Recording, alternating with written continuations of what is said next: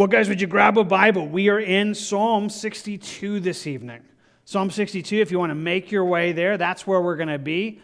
Hey, if you picked up one of those booklets for last week, you might have saw we were going to try to do Psalm 62 and Psalm 63. The more I got into it, it's like, no, we're not going to do it. We're not going to make it out of Psalm 62, so not even going to say that we are. So we moved that to next week, and so if you are following that through, and we hope you are, we provide the booklets to you as you come in the door, and our hope is you get a chance to read through both the little commentary that's in there, the questions, and kind of have your heart ready for next week and just longing that God would meet you. Well, tonight, again, we're here in Psalm 62, so hopefully you have a Bible, you've made your way there. Let's take one more moment just to pray for that. You're kind of opening up your Bible, you're opening up what's in front of you, and there's just a sense of longing that our hearts would be equally opening, that we just be in a place of saying, God, would you speak to us? Would you give us ears to hear from you this evening? And so I'm going to lead in prayer for that, but I'm inviting you to pray for it as well.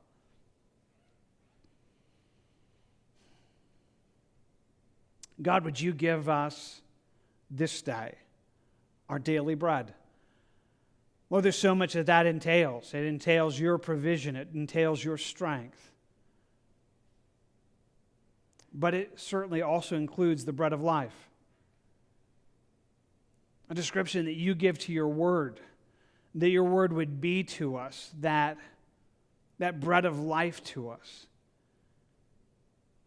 Lord, as a faithful Father, as a wonderful God who knows us, would you apportion to us what we need this evening? Would you take from what you have laid before us and cause it to meet us right where we are? Together, would you just give us ears to hear from you? We just need that tonight. Just asking that you would make yourself that known, that real into our lives, and I just take this moment to express how much I need you, how much I'm asking that you would help and that you would cause this evening to be one where your word is just presented and clear and works your good work into our lives. We ask for that together as we just trust you. In Jesus' name, amen. Amen. You know, if I were to walk into a bookstore, into the self-help section, can I just tell you there are some books that I would never pick up. There are some books, things like How to Fall Off a Ladder. I'm not too interested. How to, attract more phone solicitors. It's just not really, no, that's not something I'm after. How to do that's not interesting to me. How to gain weight, I don't have a problem there. I just don't need any help on those. Those would be books that would be just offensive to me. It's like, no way, I'm not spending a nickel on those. But can I add to it equally as well? If you were to put a book there that says, how to wait, how to be patient. Can I just tell you something? It's just not something I would actually intentionally go for, because if I can just begin this evening in just an honest statement, patience is a problem for me. I'm one of those people. I mean, I know that not everybody is. Some of you are. I don't like waiting. I don't like waiting anytime, anywhere. Stoplights are a bother. I hate them. If I can do a stop sign over a stoplight, I will always do it. Like, it's just stoplights, because I always get caught at them. And just, if you were to ask me, hey, Jim, would you stand in line for me at the DMV? No, I would not. No, I'm not interested in waiting. I don't like waiting. If I go to the store, I hunt for the shortest line. Inevitably, it doesn't turn out that way. I mean, I don't know if it happens to anybody else like it does to me. You get right up there to the last one, and then it's like, price check, and you're like, I don't like waiting. I just don't like waiting. It's not a strength in my life. I just going to admit it. I don't want it. I don't like waiting. I don't like patience. But then I begin to hear something from God that He tells us that there's something about a kind of waiting He wants for us.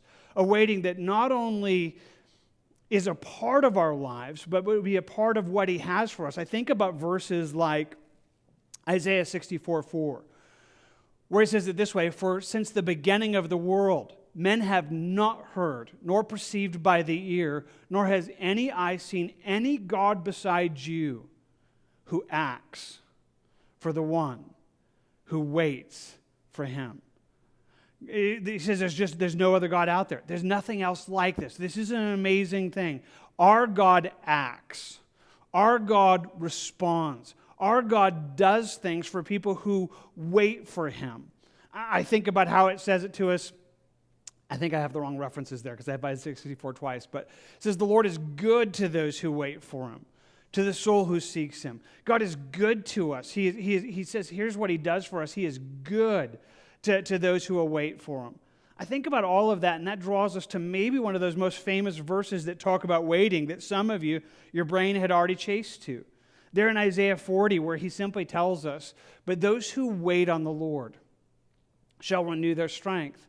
They shall mount up with wings like eagles. They shall run and not be weary. They shall walk and not faint. It's a great conclusion to a great chapter where God just reminds us of his greatness, of his power, of who he is. And as he finalizes that, he says, here's what happens.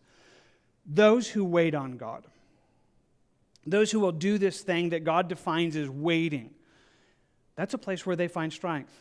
Their strength is renewed. Their strength is met there. In fact, he says they shall mount up with wings like eagles. It is one of the most famous verses. I mean, some of you probably have it as a plaque in your house, and that's a great thing. It's a little bit interesting because the question to us is, okay, what does that actually mean? What does it actually mean to have God, mount up with wings like eagles? And there are a few thoughts. I mean, some would say it's a matter of perspective. That much like an eagle, you would rise up on wings and you'd see things from a different perspective. And there are a few verses that would play into that. But most likely, God's referring to his ability to carry us and carry us through life. He would speak to Israel, for example, in Exodus 19, where he said, you have seen what I did to the Egyptians and how I bore you on eagle's wings and brought you to myself. God says, you saw what I did. I carried you. Now, honestly, this isn't literal. I mean, they marched through the wilderness. They went through trials and troubles and difficulties. But God says, you know what? I carried you through all that. I mean, I was your help. I was your strength. I was your defense. The reason you made it is because like a mother eagle carries her young. I carried you. And so there's definitely a picture here of God's faithfulness and ability to carry us, to get us through seasons. In fact, maybe that draws us to that thought because he's saying this. He says, those who they shall mount up with wings like eagles. They shall run and not be weary, and they shall walk and not faint. It's an interesting thing, but life really does come in different speeds at times. And I don't know if you were to define the speed of your day right now or this week. For some of you, it's a run. I mean, honestly, it's a run. Right now you have, a bunch of things on your to-do list. You have things that you could be doing tonight, and you're a little aware of that. There are things that there's just so much to do. There's a lot of things to do. There's a lot of things to get accomplished. There's just so much in life, and you feel like you're trying to juggle multiple things. And God says, if you'll wait on me, you can run. You can run, and you won't be weary. He said right before this, young men, they'll get weary. That they'll run out of strength, but if you'll wait on me, I can help you in those busy seasons. But sometimes it's not a run, sometimes it's a walk, and sometimes that's not a whole lot easier. When life is pedantic, when it just feels like it is going so slow. I mean, the kind of thing where if you had one of those days, today, you were like, okay, it's 1:30. It's 1:35. It's moving like so slow. I mean, it's stuck in molasses. And God says, if you'll wait on me, you can do that and it won't faint. Where you can handle slow moments and spaces here. But obviously the call is to wait on him. Now, that's exactly what David wants to write to us about tonight. That's what Psalm 62 is thematically really about, is he's going to talk to us about waiting. And again, I am hoping that I can do the same, that I can encourage you and encourage you in a place that by the end of the evening, I hope just a little bit more you'd wait on him. So that whatever life looks like for you, wherever you are right now, it could be transformed by his strength, his renewing. So that's where we're going. You might just note how it begins. Psalm 62, it says, to the chief musician. Most of the Psalms begin that way, and most likely just saying it's to the worship leader, though there are some would say it maybe is even a definition of God as our chief musician. But it's to the chief musician, and then it says to Jeduthun, a psalm of David. I won't spend but just a moment on this, but it's an interesting thing. David actually appoints 3 different men who are worship leaders in Israel, and Jeduthun is one of them. 3 of the Psalms have this inscription where David says it's for you. And I don't even know what to do with that. I'm not a musician. Part of me just thinks, well, maybe it was just, he was the right one to do it. I mean, maybe like in any generation, you have a Lauren Daigle or Chris Tomlin or something like that. It's like, this one's for you. I want you to lead it because it fits your both your style and your presence. Maybe that's what it's saying. One way or another, David wants him to bring it, and then he begins to say it. So let's just read verses 1 and 2. David says it this way, "Truly, my soul silently waits for God. From him comes my salvation. He only is my rock and my salvation. He is my defense. I shall not be greatly moved." David is going to call us to wait on God. And I begin with that as just a statement. It's going to flow through the whole psalm, but I want to make sure I say it as clear as I can. Waiting all by itself, that's not the key. Just waiting isn't going to, bring about the help we need. It's a definite waiting on God. In fact, that really is just a huge part of this psalm, and when we get to the end, we'll talk about it even more. But God is calling us to something with him, that we would wait on him, that we would look to him, that he would be the one that we would do that. And so certainly that's where we want to go. How do we do that? Well, again, that's what he's telling us. And so he begins it this way. He says, "Truly, my soul silently waits for God." In fact, in the Hebrew, some of you might notice it's just italics there for the word wait. It would just be, "Truly, my soul silently for God." And the theme of it moves throughout we're waiting, but it's in this place of just saying, okay, what we're needing is this thing that he describes is a silent waiting. That's an interesting description. What is silent? I mean, how does that actually work? One of the verses that just jumps at me is in Isaiah. In Isaiah chapter 30, he says it this way. He says, "For thus says the Lord God, the Holy One of Israel, in returning and rest you shall be saved. In quietness and confidence shall be your strength." God is speaking to his people. He says, this would be your place of strength. If you would come to me, and you'd rest in me. And you would rest in me. There's a quietness there. And it's such an interesting description. Quietness, silence. I mean, it's not saying that not speaking is advantageous. In fact, he's going to tell us in the midst of the psalm. Pour out your hearts to him. Tell him everything. So it's not a place of just no words being spoken. But there is a place where there's a peace. There's a waiting on him that it is silence.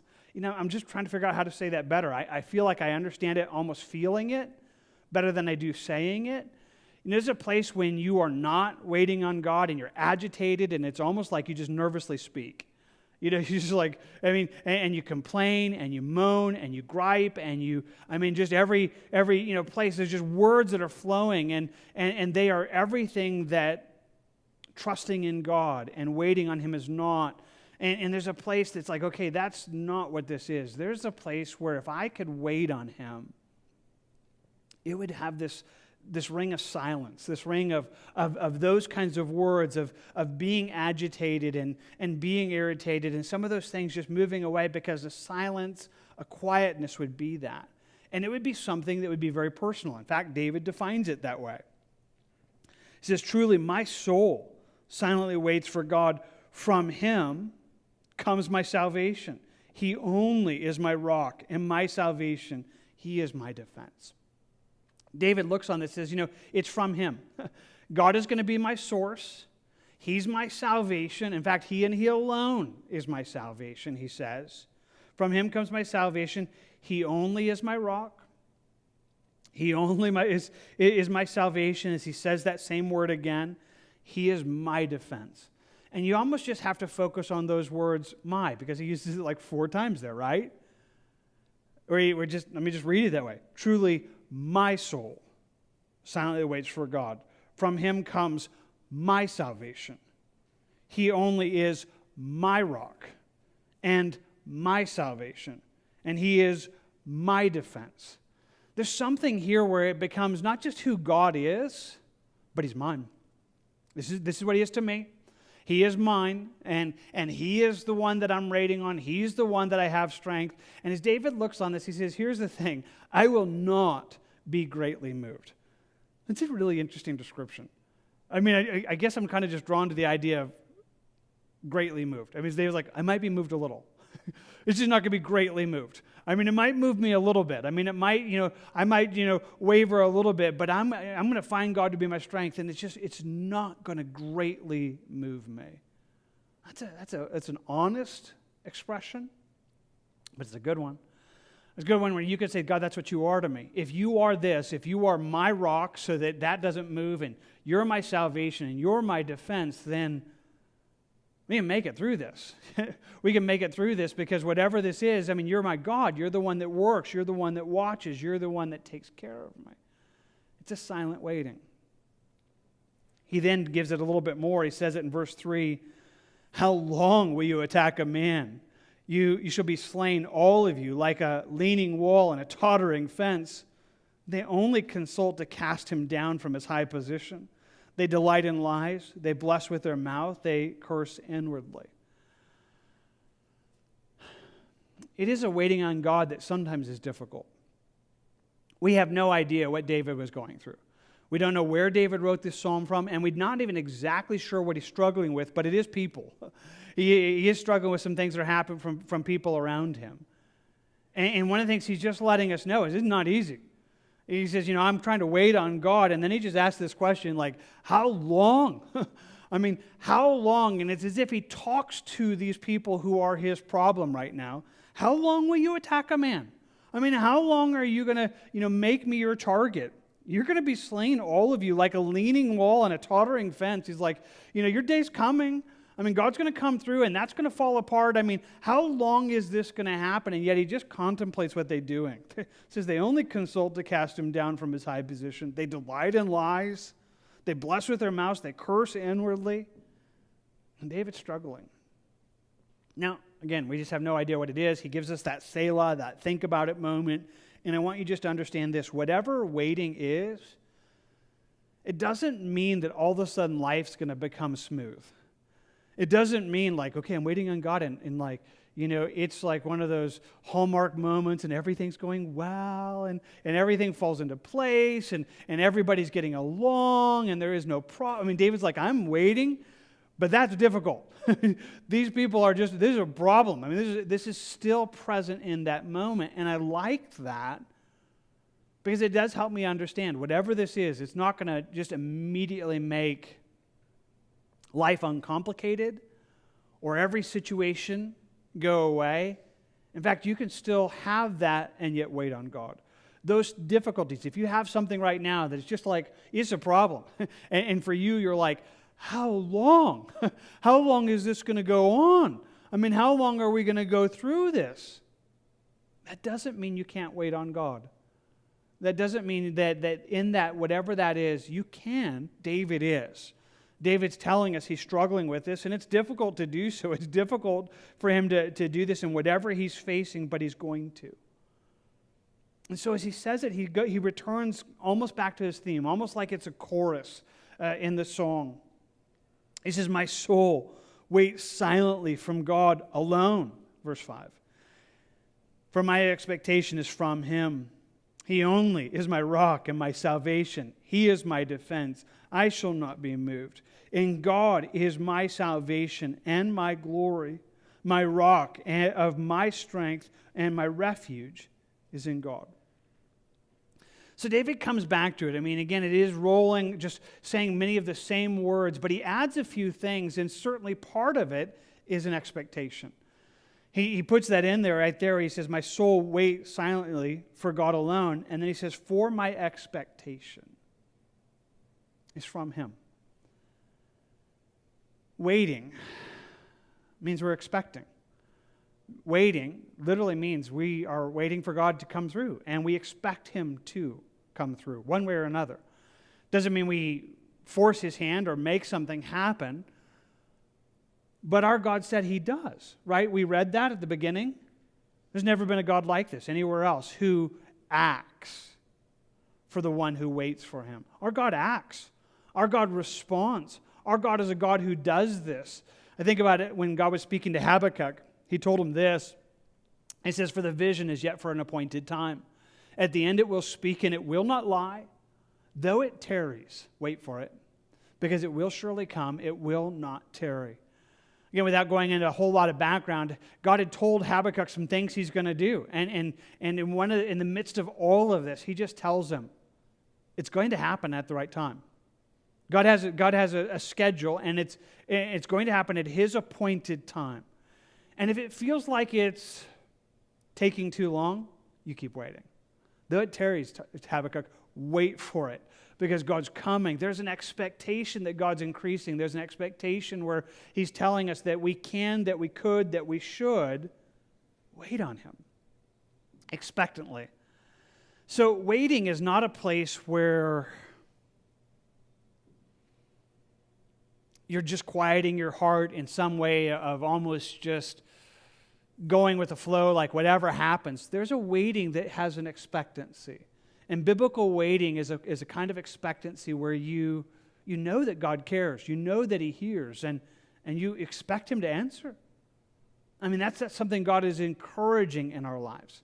In fact, he comes back to it, and you might have caught it as we were reading through there. He just throws in these descriptions again where he says, that from him is my salvation, that he is my defense, that he is my rock, that he is my salvation. He just throws those three words again that were a part of what he said in verses 1 and 2. He's my rock. That's like stability. He's my salvation. He gets into life and fixes it. He's my defense. He's my protection. But then he adds two more words. He says not only is he that, he looks on this. He says he's also my glory. That he says, in God is my salvation and my glory, the rock of my strength and my refuge. So he repeats a couple of the words a couple of times, but each time just highlighting and emphasizing what God is. And we did it in verses 1 and 2, so I just want to do it again. Did you catch it? Did you catch how many times David made this personal? That this wasn't just a statement about who God is, but about who God is to me. Can I just read it? Just focus on the word my again. Verse 5. My soul, wait silently for God alone, for my expectation is from him. He only is my rock and my salvation. He is my defense. I shall not be moved. And God is my salvation and my glory and the rock of my strength. And my refuge is in God. There's definitely a place where what David is just stating is, this is mine. I mean, this is not just what the pastor said. This is not just what I heard said. This is mine. Waiting for you would be that as well. Waiting is a place where you're not just thinking, hey, that's a good idea. People should do that. I hope somebody's actually doing that. But the kind of place is like, you know what? It's mine. My God. He's my strength. He's my salvation. He's my defense. He is my refuge. He is my glory. And there's something powerful where you both say that, walk in that, grab that, and make it personal that David's doing. In fact, there's an interesting thing. I don't know if you caught it, but then he goes on to say, he says, I shall not be moved. That's what he says at the end of verse 6. He is my defense. I shall not be moved. And what's fascinating about this is it's a little different than what he just said, right? In verse 1 and 2, he said, I shall not be greatly moved. And it's an interesting thing that it seems that for David, almost writing this psalm, saying these words, he's getting more confident. I mean, at the beginning of it, he's kind of like, well, I might be moved a little bit. It's like, maybe it might move. I'm just not going to be greatly moved. But the more he's stating this, the more he's stepping into it, and God is my salvation. He is my strength. He's like, I'm not going to be moved. It's not just greatly moved. I am not going to be moved. That's powerful. There's a place where there's security and there's strength. And again, what's fascinating is this is something that seems to be perhaps growing even as David's saying it. And I'm just kind of holding this out to you, because maybe that's where you need to come as well. Maybe you're like, I'm not there at verse 6. Maybe I could start in verse 2, and say, I'm not going to be greatly moved. And God is going to begin just to rehearse this and just say, God, this is what you are to me. God, this is what you are. This is what you do. And God, I want to trust you. And then as you do that, as it becomes more, there may be just a greater confidence, a place where you have a greater expectation of God's faithfulness coming through in your life. That seems to be what David's finding. And maybe, again, for you this evening, it's what I'm offering. That there's a place where you could grow that expectation, that confidence in what God is doing and how that would work would just grow even exponentially in your life. Well, as David's doing this, he is saying it very, very personally, but he turns in the psalm to speak directly to you and I. It's as if he's just so excited about what God is and finding him to be a strength. He just speaks out to those who would now listen to him. He says in verse 8, trust in him at all times, you people. Pour out your hearts before him. God is a refuge for us. I mean, it's like he just found this to be so exciting and so helpful. He's just telling you, hey, you people, like you. I mean, you're here. This is for you. He says you should trust him at all times. And I'll say it this way, that waiting on God is something that happens comprehensively. And here's what I mean by that. It can happen wherever you are.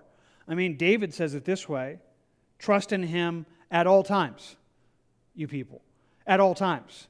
Not just on, certain things, because here's how this works. For some of you, you have this down in a couple places. There are a couple places where you trust God. There are a couple things in life where it's like, I trust him. I trust him for that. I do. I trust him for my salvation. Maybe I trust him for these things. But then there are some other things. It's like, I'm struggling with trusting him for that. I definitely trust this, but boy, there's this area of my life. You couldn't define that as a place of trust. And what David's saying is you should trust him everywhere. I mean, no matter what it is, no matter what season it is, no matter what it looks like, there's a place that what God is offering to you fits where you are. That you are not exempt from it tonight. That whatever your life is not exempt from the ability to have the help that comes from waiting on God. I love the way Paul would just say it in that confident statement in Philippians, where he simply said, I can do all things through Christ who strengthens me. And it's an amazing statement that, again, is comprehensive. Like whatever it is. Like whatever it is. If it's good or bad, if it's difficult or not difficult, if it's abundance or poverty, I can do that because my God is for me. Because I can do that with him. There's nothing that I'm going through. There's nothing that I will face. That if I don't, lean into his strength, that he won't be that strength for my life. Can I just draw you back to what it said there in Isaiah? Hey, if it's a walk, you can walk and not be weary. If it's a run, you can run and not be weary. Run and not faint. You can do these things. You can go with whatever's happening in your life, whatever that looks like. There's a place right now where David is just telling us, hey, this does work for you. Don't exempt yourself from it. Don't sit there and go, I'm sure there's other people. They're going through other things. That probably fits their life. But mine's a mess right now, or this is difficult right now, or certainly that's not something that would work here. David says it will. At all times. At all times. Wherever that is, there's a place where you can wait, where you can trust on God. So I can just confidently say it again. I don't know what your life is going through tonight. I don't have to know. But I can tell you this will fit for you. That God would tell you, hey, there's a place right now that what you're going through, if you wait on me, I act. I'm a God who gives strength. I'm a God who does that. I'm a God who is that. And so David just, he's finding it to be that way. So he's just telling you, hey, at all times you should do this. And to do that, he says that we would do it prayerfully. He says, whatever you're doing, trust him at all times, you people. Pour out your heart before him. We talked about this briefly in our time of prayer earlier in the evening. And again, it's powerful. Whatever waiting silently is, it doesn't mean don't pray. God's not like, you should just, like sit there and meditate and not say any words. That's not waiting. Waiting is a dependence. And he says, whatever that is, you should tell God. I mean, you should pour out your heart to him. I mean, there's not anything. I mean, if you can trust him in everything, then you should tell him everything. First Peter tells us to cast all of our cares on him because he cares for us. How many is all? Like, cast the big ones? Cast all your cares. Cast all your cares on him because he cares for you.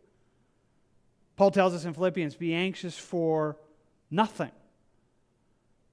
But in everything, with things, just let your requests be made known to God. That's pretty all-inclusive, is it not? There's like not anything that should worry that you shouldn't talk to God about. There's just nothing that you're going through that you shouldn't be able to say, okay, God, I need you. And I'm asking. I'm waiting. I'm expecting. I'm looking to you to be my rock, my strength, my help, my salvation, my defense, my glory. And so it's an amazing place where that can be there for you. And he's just inviting us to do that. And certainly that's a part of waiting. See, when I say waiting, and one of the reasons I don't like waiting is so often there's just nothing you can do. But biblical waiting is not laziness. It's not the equivalent of just, sitting on the couch and waiting for something to happen. Biblical waiting is active. There's an activity that is, God, I'm just turning to you, and I am just crying out to you, and I'm asking, and I'm laying it before you again, and I'm pouring out my heart to you, and finding that God would be your help, and that God would be your strength, and that God would be your source, and that God would be the one that you would look to, and that God would do that. And again, I'm just telling you, God wants that. It's a weird thing. I honestly believe that Satan is so deceptive, and some of you have bought into these weird concepts of God that you almost have this feeling like you would be a burden to God to tell him too many things. And so some of you even pray that way. You're kind of like, sorry to talk to you again, God. Don't mean to build up. I know you're running the universe, and I'm just going to give you one thing, and then I promise I'll leave you alone for the rest of the day. I'm not going to say anything else again. And you kind of have this weird sense like that's gracious or humble. And I should tell you, that's disobedient. And it's missing what God says. God's saying, here's what I want you to do. Everything. Lean into me in everything. Pour out your hearts in everything. Cast all your cares before me. Pray about everything. Pray about all those things. That there ought to be a place that whatever that looks like for you, it is a place that you're leaning into his strength. And you're asking for that. And maybe you are. Maybe I'm just saying something tonight that is like, Jim, I'm doing that. But I also honestly know that for some of you, you're not. For some of you, you've moaned about it, you've complained about it. You've talked to your friends, maybe even a family member. But honestly, you've yet to talk to God about it.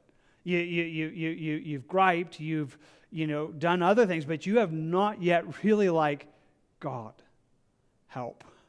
Would you be my help in this? Would you be my strength in this? Would you be my refuge? You just haven't done that.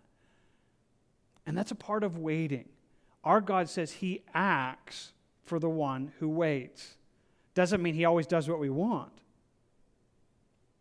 But he does work. And there is a place of God waiting for us to wait. And we want to be those who wait.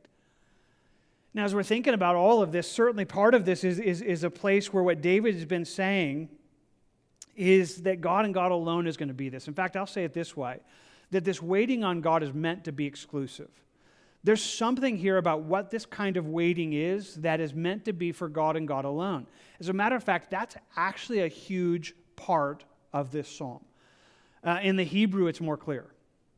Bunches of the words, like 8 times, have this underlying score of this is this, and this alone. This God and God alone is that, but it's been a part of it even in the English. Did you see some of it? I mean, you think about what he says. And in verse 1, he says, truly my soul waits for God. And that word truly is one of them. It's like, God's the only one. He's the only one that I wait for. He goes on and says it this way in verse 5, my soul waits silently for God alone. Wait for God and only wait for him. Only have this kind of dependence, only have this kind of trust in God. That this trust should be there because he only is my rock and my salvation. I mean, he's the only one that is this. He's the only thing that can be this. He's the only one that does this. I mean, he's the one that is that. And so as he's thinking about that, that's really where he's going to come next. And so just because I've kind of filled up the screen with these words, I'm going to scoot it to the top just for this bottom one, then I'll bring it back in a moment. As he's encouraging us in this place where we'd wait for God exclusively, he just begins to pour it out in other ways. He says, surely, verse 9, men of low degree are a vapor. Men of high degree are a lie. If they are weighed on the scales, they are altogether lighter than vapor. Do not trust in oppression, nor vainly hope in robbery. If riches increase, do not set your heart on them. David just begins to poke and prod a little bit to say, these are not things that are worthy of your trust. I mean, men of low degree. I mean, they are not worthy of that. And it may not be something you're tempted with, but some of you are. You know what I mean by this. There are places it's like, I can get it done.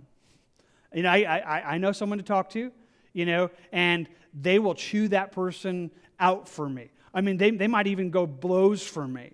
I mean, I know people, and you know, it just I can make something happen. And there is a place where, in times where you have this trust in things which are totally not worthy of trust. He says that's a vapor.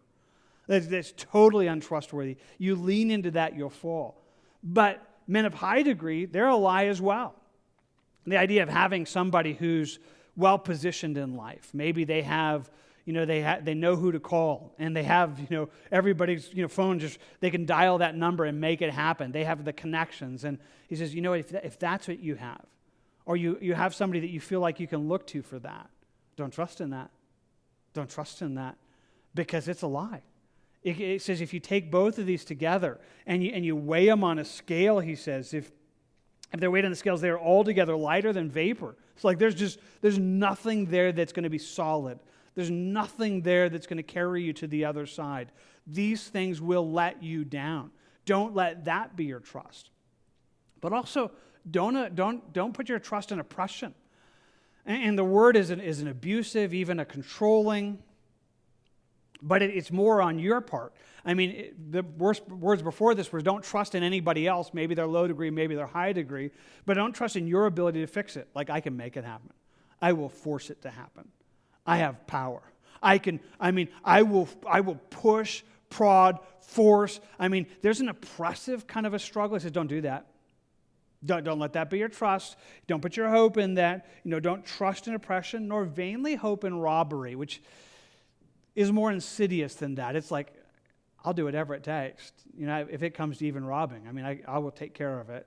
It's not so much of a power move as it is just saying, I'll do whatever. Even if it means stealing, even if it means doing this, is don't trust in that. Don't trust in your ability to do that. Don't let that be there. And then he just adds to it. He says, don't trust in riches. He says, if riches increase, do not set your heart on them. Riches are not something that's neither, the Bible doesn't say that they're either good or bad. God blesses at times and money comes, but when the Bible speaks about money, it tells us as clear as it can, don't trust in it. They make wings like a bird and fly away from you. I mean, you know, you do not trust in it. If you have it, that's great. That's fine. Thank you, God, for it. Receive it as a good gift, but don't lean on it. And yes, an easy way to do it. And I'm thinking through these 5 things, and there is a sense that maybe these 5 areas that David just quickly talks about cover most of the aspects of other things that we would trust in. Where we trust in somebody else, like, well, I know somebody. I know people. I know people. I have connections. Or I trust in myself. I can make it happen. I'm a strong person. Or I'm a devious person. I can take care of myself. Promise you that. Or I have things. I got money in the bank. I mean, I got a 401k. I mean, whatever. I mean, I got stuff, you know, and I can make this. He says, don't let that be your trust, because if those are the things you're leaning on, they are going to disappoint you. If right now what you're going through and facing has you looking to one of these things as a source of your strength in life, of your salvation, of your hope, of your glory, it is going to let you down. That's what David says, don't do that. Don't let these be your strength. Don't let those things be the things you trust in. Don't let any of those things, you know, curry your favor where you're heading over in that direction. He then makes it positive to us in verse 11. He says, God has spoken once. Twice I have heard this, that power belongs to God. Also to you, O Lord, belongs mercy, for you render to each one according to his work. He says, God has spoken this. I mean, God has spoken this, and I've heard it over and over. In fact, I love the way he says it. God has spoken it, I've heard it twice. And that's a way of saying that God says it all the time. And this is what God is constantly saying to us. God is doing this. He says, here's what I've heard. God has spoken it once, twice I've heard it. Hey, real power is his. Real power is God's. What we need is only coming from him. The strength that we need for life. You can't get it anywhere else. There's not another source that will give you the strength that God has designed for you to have in him. Jesus would tell us, that if we abide in him, we could bear good fruit, but without him, nothing. Nothing. That he and he alone is that place, that what we need can only be found here, that what we require, it's not like, if God falls through, I have other options. And maybe that's the point. See, for some, again, we trust God, partly. It's kind of like, I trust him, I lean a little bit on him, but if it falls, then I'm going to jump over here. If this doesn't work, then I have plan B is I'm calling somebody. I'm gonna pray about it, but if it doesn't do what I want, then I have this. And what David's saying, don't do that. I mean, just whatever this trust is, whatever it really means to wait, God's the only one that's worthy of you waiting on. God is the only one that is worthy of such expectation and trust and hope and belief. Everything else will leave you down. Everything else will empty you. God is the one that has power. God is the one that has strength. And he is a God that responds. He is a God that hears. Now, very, very graciously, and I love that God does this, he just ties in there, by the way, it's also mercy. And it's the word hesed in Hebrew. Some of you will recognize it. Steadfast love is another way of translating it. But he says, also to you, O Lord, belongs mercy. And it's just a very gracious comment and rescue, because it might be right now that what you're thinking is exactly what David just said here. Well, I don't deserve it. I mean, power and strength might be God's, but I don't deserve it. I mean, he shouldn't give it to me.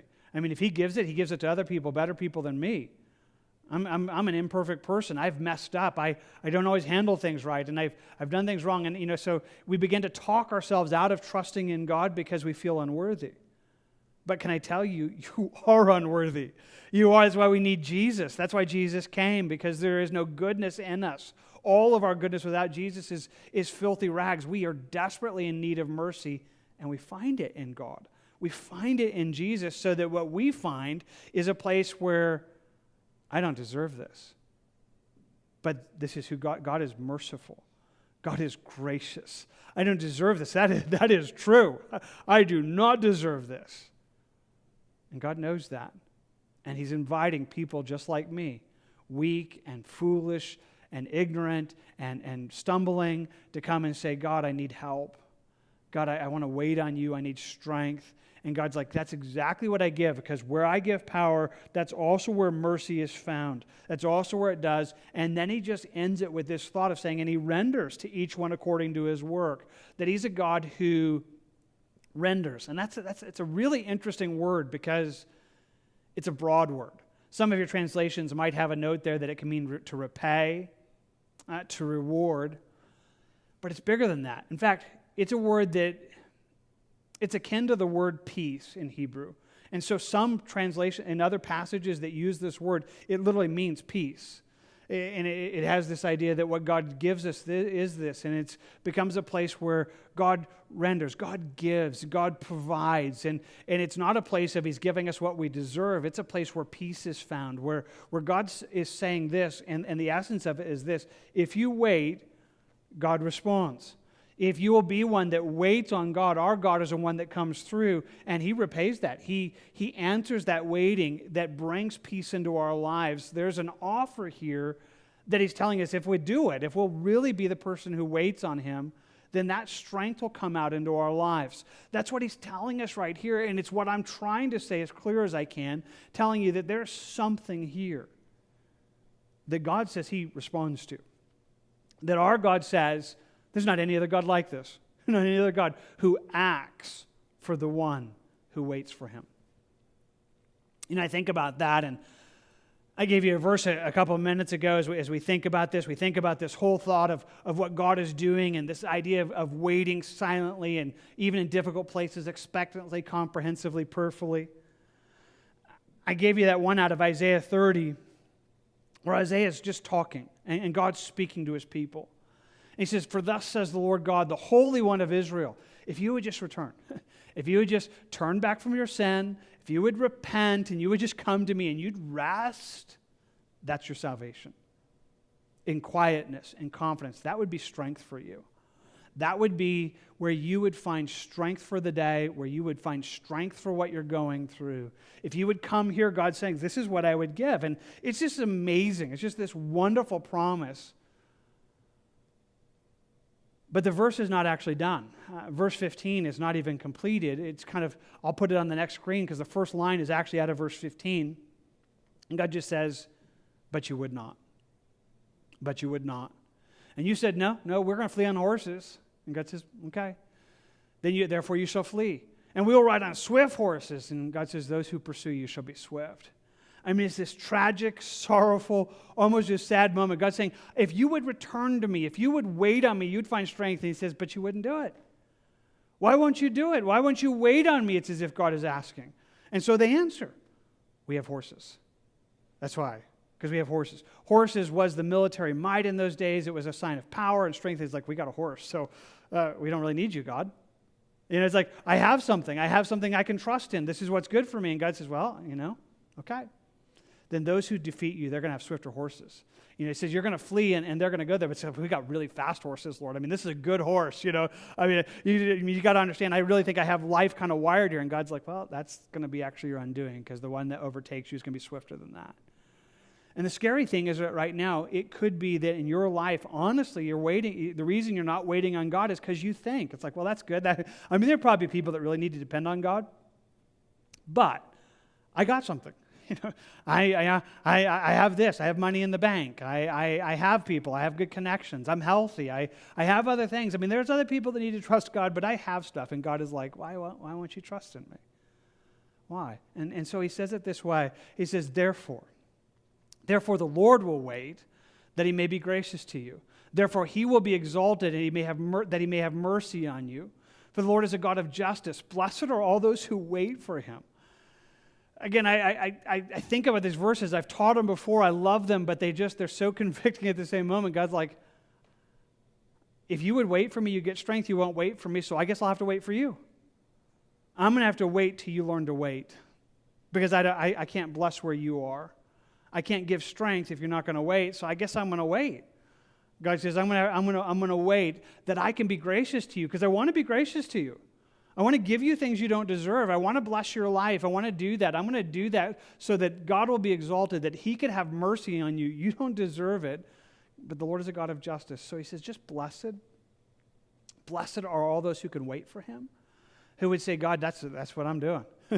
I don't trust in it. I mean, other stuff, if I have it, if I have a job, if I have some money in the bank, thank you, that's great, but I don't trust in that. I can go away in a moment. My trust is not in that. My trust is in you. My trust is in who you are and your strength and in your life. And just to come there, God is inviting that place. And so that's what David is saying. He's just inviting us. He's saying, here's this thing. If you would just wait on God, it would change everything. So just a quick review. It's a silent waiting. I mean, there's something that's peaceful and rescuing. It doesn't mean life's all of a sudden going to get just superly easy. David was still found difficulty, but he expected. He had an expectation from God so that no matter what he was going through, he could look at that, he could pray to God, and God alone would be that place of help. God and God alone would be that refuge. So I just want to take you back to where we began. We think about that amazing verse that some of you have as a plaque, and if you do, great. I hope it's one that inspires you. because I just want to hold out it to you as kind of a application of what we've talked about tonight. He says, those who wait on the Lord shall renew their strength. They shall mount up with wings like eagles. They shall run and not be weary. They shall walk and not faint. God says, I can give it to you. If life is a run right now, I can help you do it. If it's a walk right now, I can help you do it. But it's interesting, the description, because he says, if you'll wait on him, you'll have your strength renewed. And the word renewing draws us to this understanding that, obviously, but maybe it just needs to be said. This isn't like a one-time thing. It isn't like, I waited on God, I got strength for the whole year. It was great. I waited on one time, that happened on a Sunday morning, let's see when that was. And no, he's like, okay, here's this place. If you'll wait on me, I'll just continue renewing your strength. I'll just, you'll be emptied out, I'll fill you back up. It'll deplete you, I'll fill you back up. You're going to be going through this, and yet it will be this supply that would be a constant renewing, so that your strength is going down and then it's built back up. And as you wait on him, he's just helping. He's just helping do that. And I'm just telling you, we need that. There's just not any one of us that's like, well, that sounds great. There's probably some people that really need that, not me. Yeah, you do. If it's a run, you need it. If it's a walk, you need it. There's strength we need. And David just had discovered it, and he's just saying, he's mine. He's my rock. He's my salvation. He's my deliverer. He's my glory. And he just looked at us and said, hey, you people, would you trust him? Would you trust him at all times? Would you pour out your hearts before him? Because God's a refuge for us, is what David says. And that's my exhortation to you. My exhortation is, would you trust him wherever you are right now? At all times, would you trust him? Would you pour out your heart to him? Would you cry out to him? Would you make him your refuge, him your strength? Because God is a refuge for us. God is a refuge for us. So, you can close your Bibles. Let's go before God right now, and let's do that right here and right now.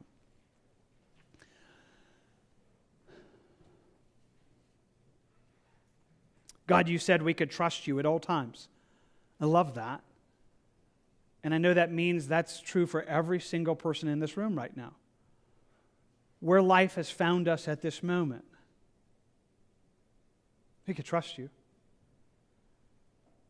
God, you said if we'd wait on you, you would renew our strength. If we just return to you, if we'd rest in you, there would be that quietness, there would be that peace. And yet I read that Isaiah 30 passage, and it's so heartfelt broken from your perspective, as you just said, but you wouldn't. You would not wait on me. And God, you said, therefore, you would have to wait till we learn to wait. Blessed are all those who wait on you. God, I'm just asking, help us to wait on you. We just need it. It's not something any of us are doing as well as we probably can. It's what we need tonight to have our strength renewed, to be met by you, carried by you, helped by you. God, I'm asking for that in such a way that though we're here together, though we heard this message together, though we're going to sing this closing song together, we would be able to say, kind of like David did, God, you're my rock. You're my salvation. You're my defense. God, you're my glory. You're my refuge. You offer it to all of us, but I just want to say here, you're mine. And I need you. Lord, I need your strength. I need your help to just walk in this place in life. Lord, we just need you. Would you strengthen us tonight? Would you strengthen us? Would you renew our strength? Would you renew us so that where we're just depleted right now, where we're emptied out, we come back to you and say, God, would you fill me up? Would you be strength to me? Would you be help to me? Would you work that in our lives in a way that is continuous? That we would live in a waiting, depending, looking to you and you alone. We would not put such trust in other things that are not worthy of such trust. But you and you alone. God, I pray for that right now for me and for us as we just wait on you right now and ask for you to renew our strength. Together we seek for that.